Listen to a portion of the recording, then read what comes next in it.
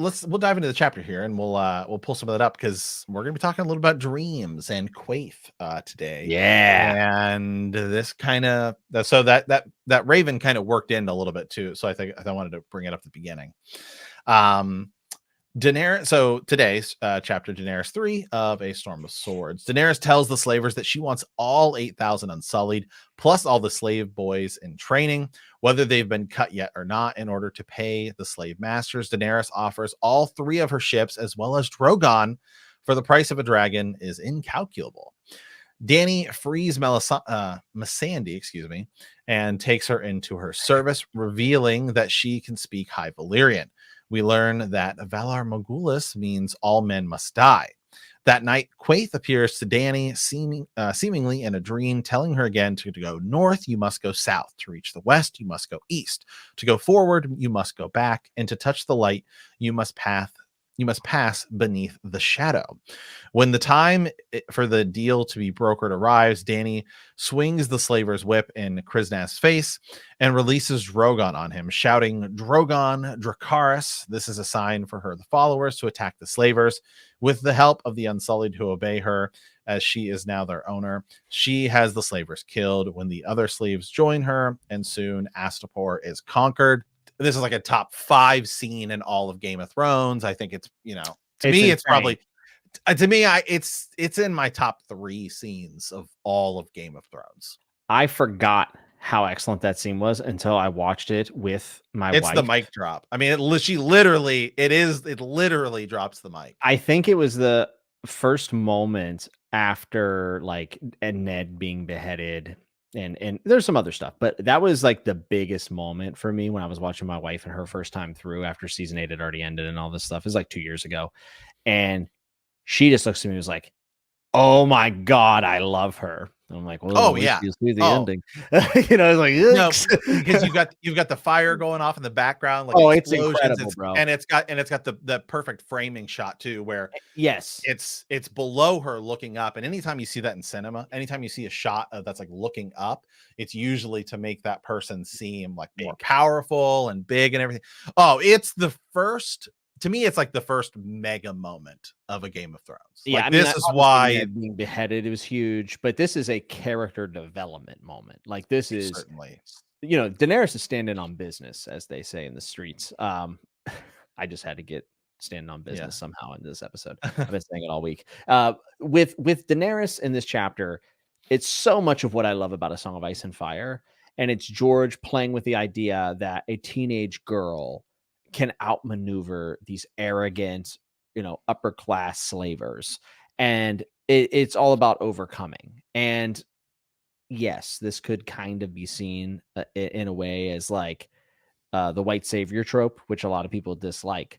But the thing I really like about the scene is that she actually says, like, you don't have to come with me. Like, it doesn't have to doesn't have to happen. Right. She doesn't expect anything in return. I think she's hoping.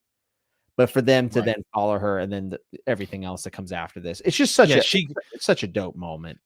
Yeah, the best part about it is that she gives them their freedom, and just like you said, she gives them the freedom to choose whether or not they want to come with her. It'd be one thing if she just bought them all and said, "All right, now you're in my army, yes, and we're gonna go conquer, and as part of my army, you'll be able to do this, to this, and this."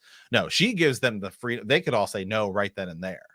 Yes, and she is not coming from a place of power. She has power because of the dragons, but let's remember the dragons are fairly small at this point. And remember, Dany's been in hiding for years and years and years and years, right?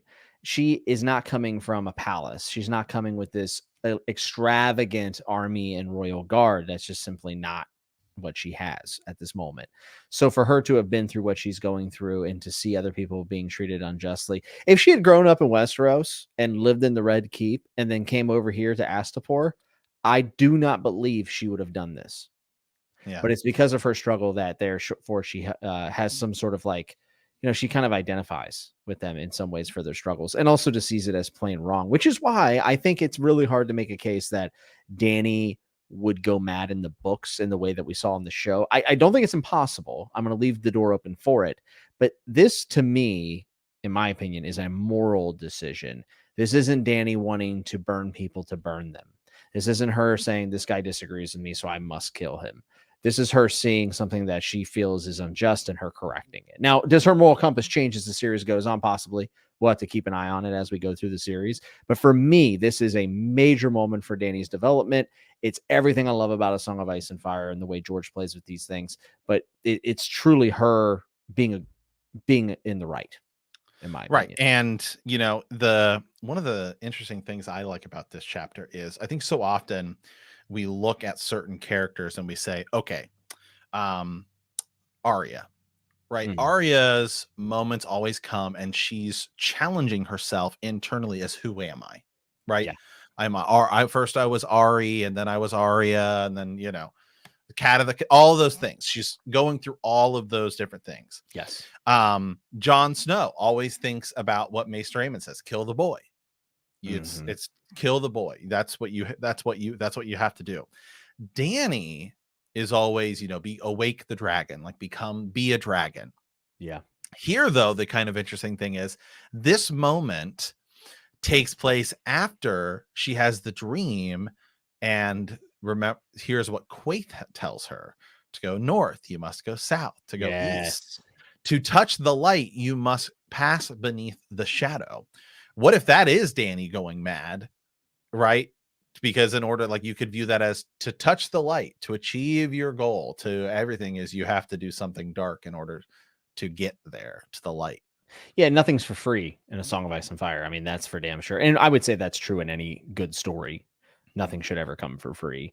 And maybe, possibly using fire and blood will lead to the downfall of Dany at some point. Maybe in a different way than the show.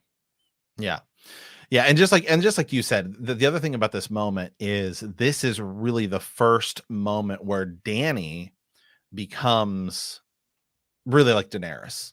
Yes. I mean, that's kind of the I think a good way to put it is now her dragons are like killing people, burning people. So in one fell swoop, she not only now has an army, she also has dragons that are capable of some serious damage. Yeah, and it also brings up this really interesting idea, and we've talked about this in House of the Dragon, and the fact that dragons have agency, and nobody understands the link between a dragon rider and the dragon. That is just something people do not understand. The Maester said you would be a fool to know it, and the interesting thing about this is right now we're cheering on the dragons, and they decided that they wanted to listen to Dany and do this, but we know for a fact that Drogon ends up killing a small child in Dance of Dragons. Mm-hmm. And that is a moment where Dany almost feels like there's no control over this thing. She starts to see the damage that can be done. So I always think about the flip side of all this stuff. Like, here cheering on Drogon burning someone alive. We're like, it's amazing. It's awesome. Okay. It's when douchebags get torched, it's fun. But whenever a small child is murdered, that is not so much, because a child, happened. It was kind of like food envy, if I remember correctly. I might be misremembering. Do you think the connection between the dragons and Dany, or Targaryens in general, is the same connection perhaps as the wolves are to the Starks? Because that's a great question. We always hear, like Catelyn said, keep your wolf close. Like, bad things happen when you don't keep your wolves close. Well, Dany locks her dragons up. And things go very, very bad. And also she lets them, because they're just so big. I mean, there's nothing she can do about it, but they begin to roam on their own for a bit. I mean, the difference is that when Dany's dragons go roaming on their own, right? And Drogon goes and kills a boy and all of these things, she's not dreaming about those dragons. She doesn't dream herself as a dragon flying. Whereas Jon and Bran, when they dream at night, they're actually warging into their direwolves. So they are like connected even at night in their dreams. Yeah, in some way the dragons almost feel like they're above being warged into. I know I remember in season 8 a lot of people thought Bran was going to warg into the dragon at the Long Night. I remember that. When he's just sitting there like yeah, doing nothing, doing his Undertaker impersonation. So stupid. Yeah.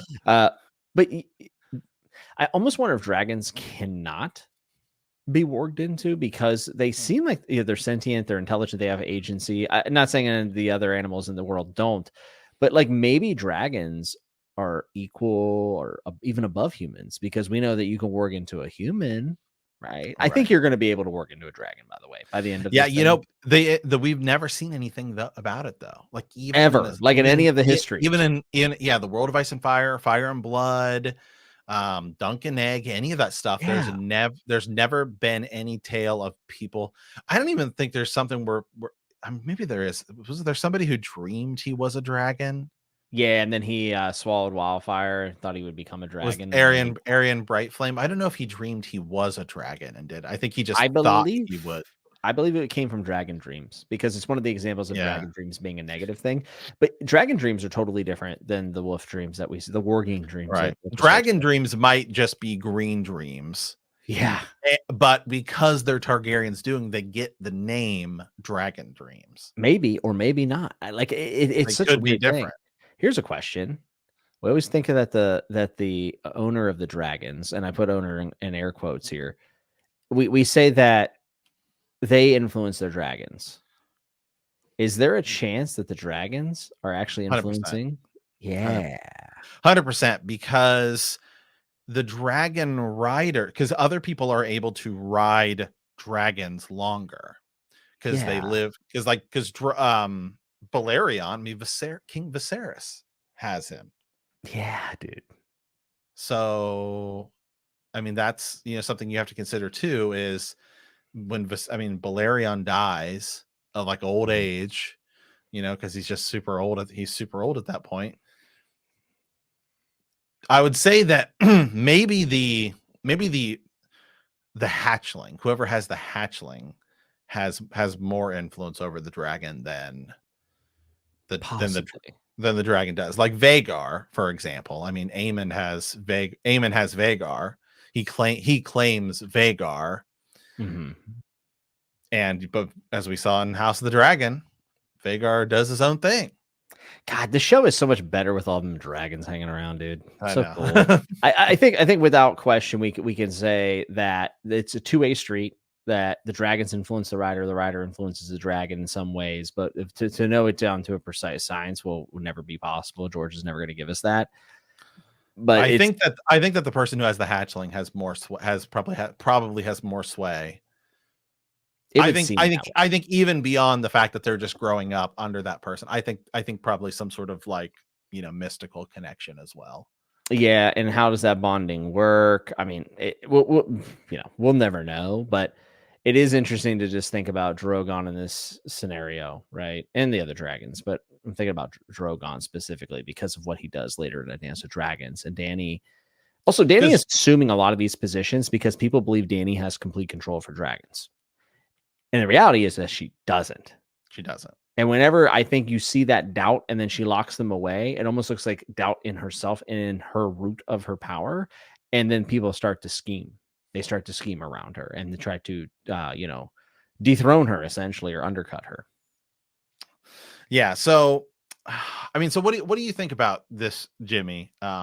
This chapter? Because really, I mean, as we said, the biggest takeaway is that scene we're all super familiar for, and I'm going to get some more specifics pulled up here too.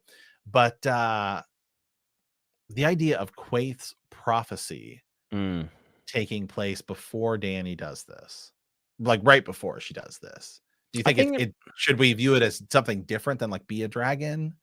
Is this like the beginning of this prophecy? I mean, it was told to her before, but now is it beginning to take shape? I think maybe having someone, a very mysterious person randomly show up and give you some cryptic prophecy stuff most likely makes you feel pretty damn important and probably fuels your self-confidence, even if you're confused and not sure what to do next. I think it gives people purpose. And that's why prophecies can be very dangerous as well. Because one, you can be let down, or it can give you purpose. And then you end up going and doing something terrible in the name of the prophecy. George plays with that a lot. I don't know if it has a direct connection to it, but I do think it fuels Dany's confidence in the decisions that she's making. And to be fair, this is a pretty fantastic decision. Yeah. For Dany, 100%. I mean, because this is the thing that kicks her off. But yeah, that line is remember To go north, you must go south. Mm-hmm. To reach the west, you must go east. Yeah. So is it, the path to Westeros is through Marine, perhaps? To go forward, you must go back. She does have to go back to Dothraki to go forward to Westeros. And then to touch the light, you must pass beneath the shadow, which could be perhaps to fly, like the idea of like touching the sun. A dragon, you must see the dragon's terror or like their shadow. It could be the dragon's shadow as he's. Shadow of Shy is what I always think of. And isn't That's there a what I always think. lighthouse in Old Town? Mm-hmm. Yeah, we talked about that last time we hit Yeah, some of because that. Yeah. and that would actually get you to go west, I think. If there is nothing, if west of Westeros is simply just a shy, which it is at some point, right? Yeah, and as I say, Unless it's flat, I mean, at some point it is west. to reach the I west, mean, you must go east. If she went east, she would go to a Shy, and then maybe end up in Old right. Town. So the Shadow of Shy, and then you get to the lighthouse in Old Town. That could work. That's what I think is. Yeah, is that's what gonna, I just like a Shy. So like I just want somebody to go and there. George is right, and George has said we're going to go there, and we see it a little bit, right? Because Tyrion passes it on the boat. Yeah.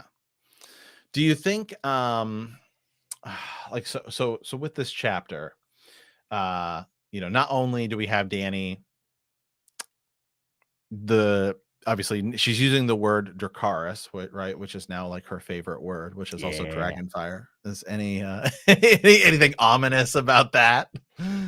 Yeah, I think it's a part of this big character moment and this development is that it's her. It's almost like her wielding her sword, right?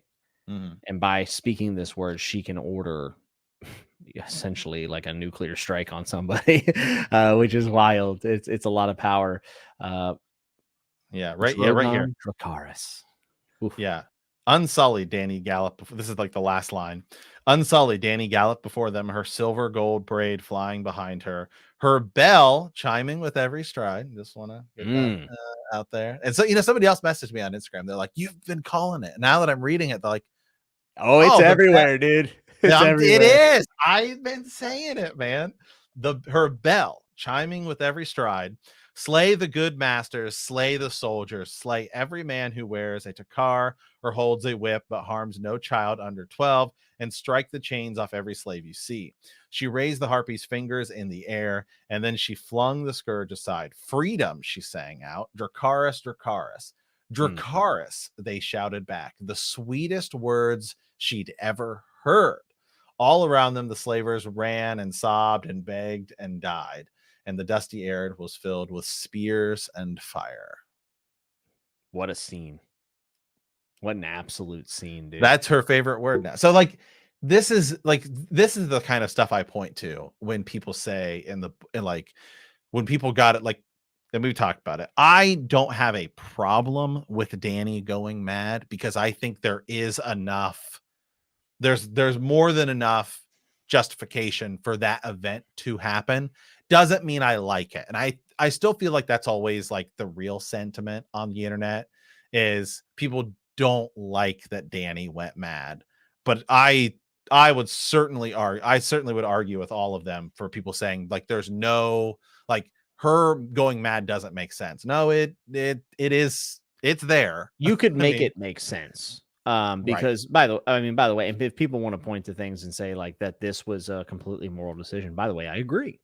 However, 100%, people can fall from grace. It happens all the time. And unfortunately, power usually has something to do with that downfall. Usually, right? Mm-hmm. I mean, you could look at many people that were great until they got power or money or whatever else. So I've always said that as long as we get there in a reasonable way, I'm fine with it. I don't want the rug to be pulled out from underneath me. I mean, the pacing was a massive issue later in the television show. Pacing in the books is very methodical and slow. It's slow, even slower than some people would like.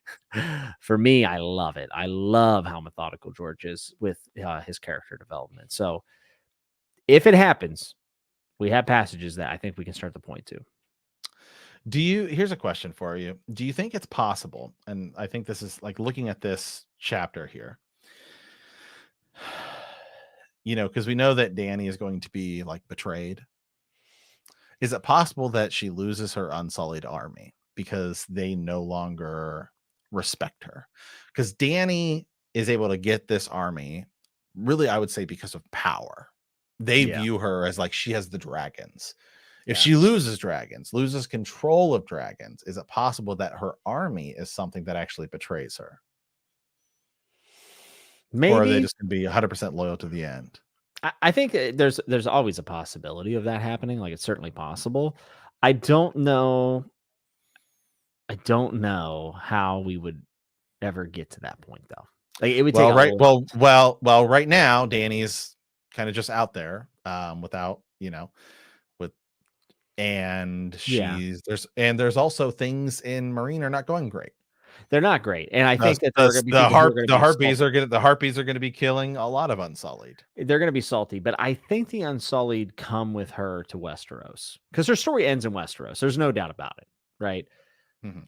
I think if it were to happen, that is one of the biggest moments that could happen, and I don't see her riding or flying into Westeros without full power. Like, when she lands on shore, it's gonna be a massive moment in the book. And I think 100%. that only happens if she comes with the Unsullied and the Dothraki. Like, she has done all these things. Like, she got the Dothraki across the sea. She took the Unsullied from the slave. Like, all of these things make her I think almost a mythical figure. I think that's how I'd open A Dream Spring. For the love of God, I hope I get it. I would love to see it. Because, we've talked about this with Winds. I mean, if Winds is supposed to end at like where season 7 ended, with like the wall coming down, something to that magnitude, Mhm. then Danny would have already sailed, but she just seems so far away from that. I think from what I had heard, and at this point, who knows? But I remember hearing that Tyrion and Danny were going to meet each other at the end of Winds. But I don't know where that came from. Like, I've Right. read and saw so many things. I don't even know if this is legitimate. Who knows? Yeah. But And he's probably written and rewritten so many times. she takes off at the end of Winds. Yeah. That's what I think. I think it's Yeah. gonna be like her sailing. Hmm. So I want to pull back up here too. So this is where Danny is like sleeping and stuff like that, right? So and she's also talking a little about like Robert, and he's no true king, and she's thinking about Rhaegar, just a little bit here. So she's talking to like Jorah, saying, I was alone for a long time, Jorah. All alone, but my brother, I was such a small, scared thing. Viserys should have protected me, but instead he hurt me and scared me. He shouldn't have done that. He was just my brother. He wasn't just my brother, he was my king. Why do the gods make kings and queens if not to protect the ones who can't protect themselves? Hmm. Some kings make themselves. Robert did. He was no true king, Danny said scornfully. He did no justice. Justice, that's what kings are for. Sir Jorah had no answer. He only smiled and touched her hair so lightly because he's Jorah and we're And immediately, by the way, yeah. do we see the connection? Immediately, the man who is supposed to be protecting her is not doing his job. Yeah. That Wow. night she dreamt she was Rhaegar riding to the Trident, but she was mounted on a dragon, not a horse. When she saw the usurper's rebel host across the river, they were all armored in ice, which this is another important Oh boy. thing here too. She bathed them in dragon fire, and they melted away like dew and turned the Trident into a torrent. Some small part of her knew that she was dreaming, but another part exulted. This is how it was meant to be. The other was a nightmare, and I have only now awakened. And that's all italicized too. Oh my goodness. She woke suddenly in the darkness of her cabin, still flushed with triumph. Balerion seems to wake with her, and she heard the faint creak of wood, water lapping against the hull, a foothold on the deck above her head, and something else. Someone was in that cabin with her. Eerie, Jeekwe, where are you? Her handmaidens did not respond. It was too black to see, but she could hear them breathing. Jorah, is that you? They sleep, a woman said. They all sleep. The voice was very close. Even dragons must sleep. She's standing over me. Who's there? Danny peered into the darkness. She thought she could see a shadow, the faintest outline of a shape. What do you want of me? Remember, to go north, you must journey south. To reach the west, you must go east. To go forward, you must go back. And to touch the light, you must pass beneath the shadow. Quaith, Danny sprung from the bed and threw open the door, and then she's, awake, and she had a dream. If I look back, I am lost, Dany told herself in the next morning as she entered Astapor. Through the harbor gates, she dared not remind herself how small and insignificant, excuse me, her following truly was, or she would lose all courage. Today, she rode her silver-clad and horsehair pants and painted leather vest, a bronze medallion belt about her waist, and two more crossed between her breasts. And then Aerys and Jukli are going with her. So first we get a little bit of like perhaps a dragon dream, perhaps a green dream of I was about to say, a battle on the Trident, a battle on the Trident where she's bathing a army of ice in fire. Now, I do think that the final battle, we've talked about this, it's either Winterfell. I just don't think we're going to. It's hard to say. It should be at King's Landing, but it might not be. I hope it's a King's Landing. The Trident seems like the whole thing seems like it's going to lead back to that at some point. It feels like it has to be all of Westeros. Like right. But maybe I mean, King's Landing should get taken, but it feels like that final battle might be the Trident. It could be. It very well could be. And let's be honest, this entire story started at the Trident with Rhaegar being slain. Mm-hmm. It'd be fitting for the Targaryen story to come to a close in some fashion at the Trident as well, because I think Dany perishes in the Battle of the Long Night. See, now this is, I will say, one of the most intriguing lines in all of A Song of Ice and Fire, because like Jon has had connections to House Dane and stuff like that, but he's already in the Night's Watch. Mm-hmm. Like he's already in a group that's whole purpose is to protect people from the White Walkers. Yes. Dany's like whole purpose is I just want to take Westeros back over. This is like the first time where, I mean, there's no reason whatsoever for her to have a dream in which she's fighting against an army of ice.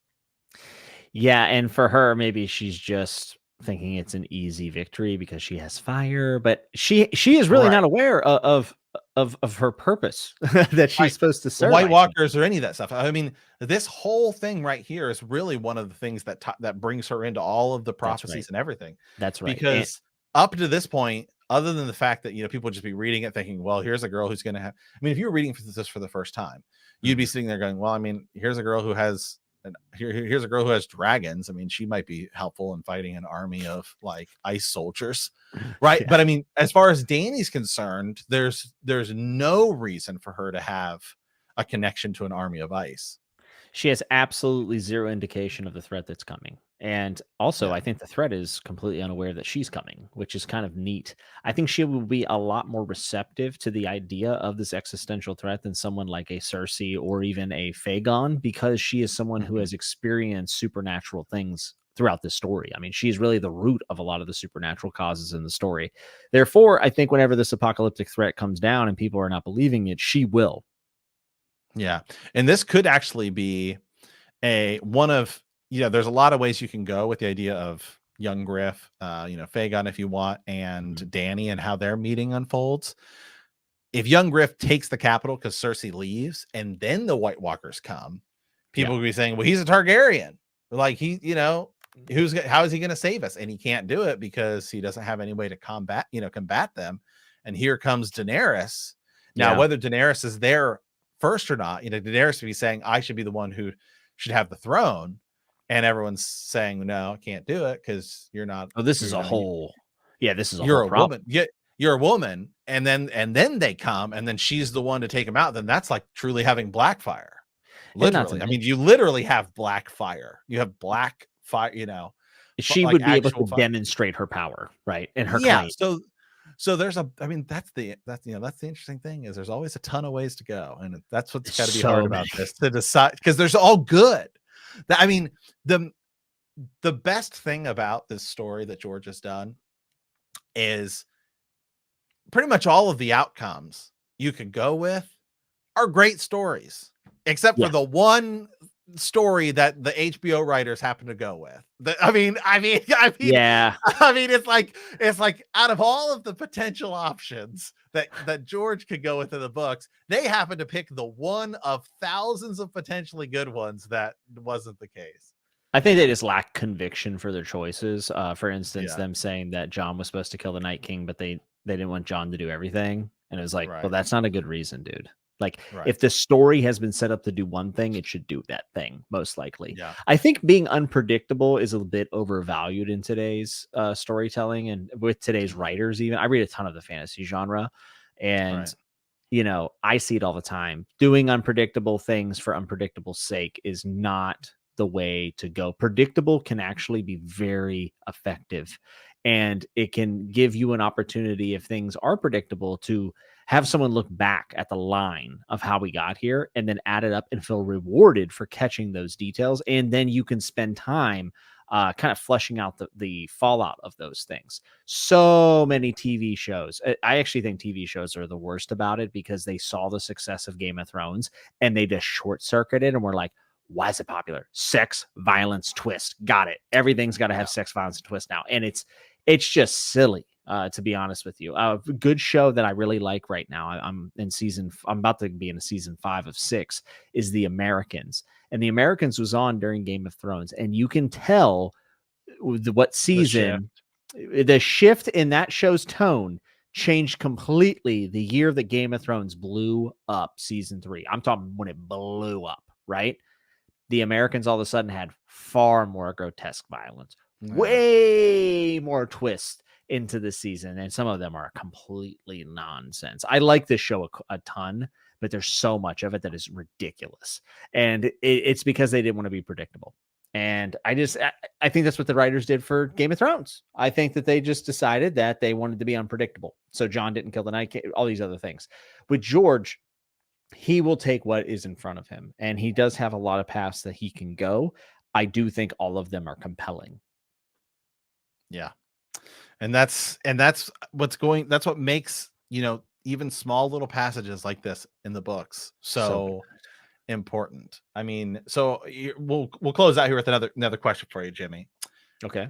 Do you think the structure of this little segment right here, because first she's having her own dream, then she sees Quaithe, then she, torches everybody, and Dracarys is her favorite word. Is she being influenced by Quaithe? Is it just destiny? Like, it's a lot. would she have had the Quaithe dream regardless of the ice dream? Or is there like it purposefully that happens? Because first she's given a dream about potentially torching this army of ice that she doesn't know about, but we as the reader know about, and then she's told the prophecy by Quaithe.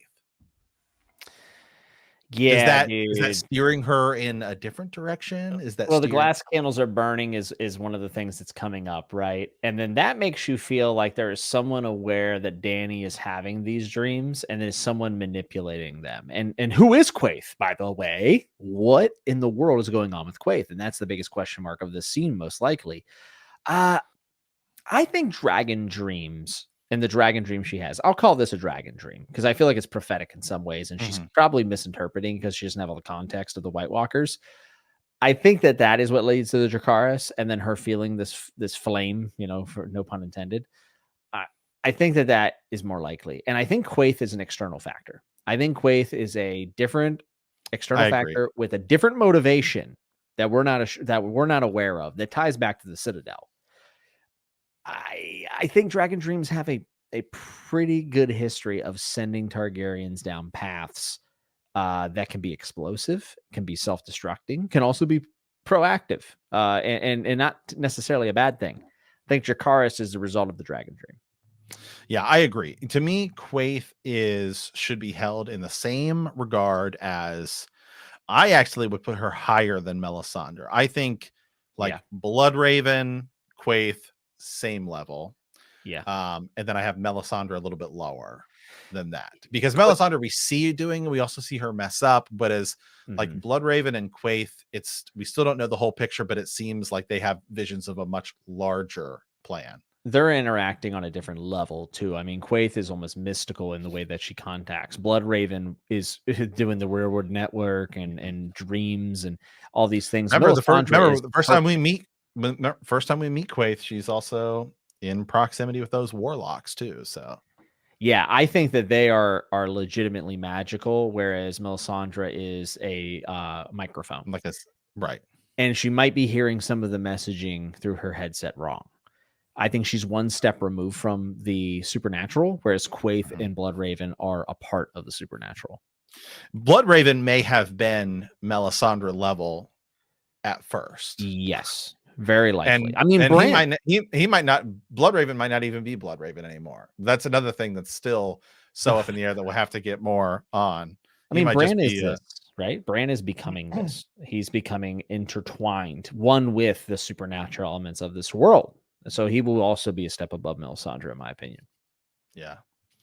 Okay. Hey, good chapter. Again, I mean, if you want the short version of it, you should watch the scene because Oh, it's so good. I mean, it's top. It's I have it in my top three. I would for me my three, what I consider to be the three best scenes in Game of Thrones, as well as I would say probably my three favorite are to me, Jon Snow, King of the North is my number one. The whole scene, Tower of Joy, King of the North.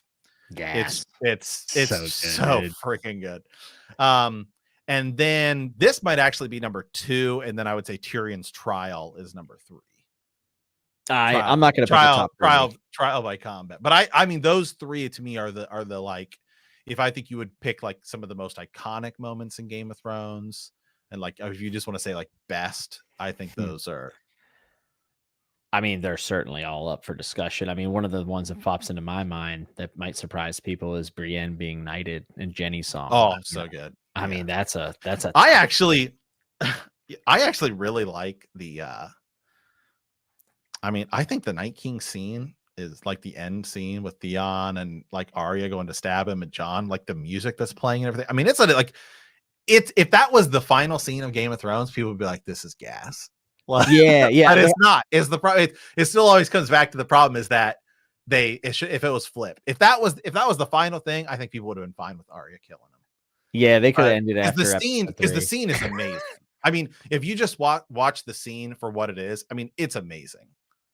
Yeah, maybe I like the first 3 episodes of the final season quite a bit. I agree. A couple things that I have problems with. Like I actually like the Arya scene as well. I know a lot of people like didn't like it or whatever.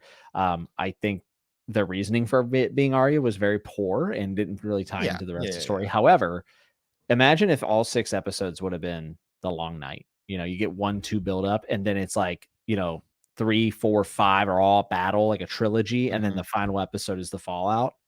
That would have been much better. Well, but we're playing retcon here. And hey, Exactly. they're But gonna we redo might the be show predicting the animated. future. It's gonna happen.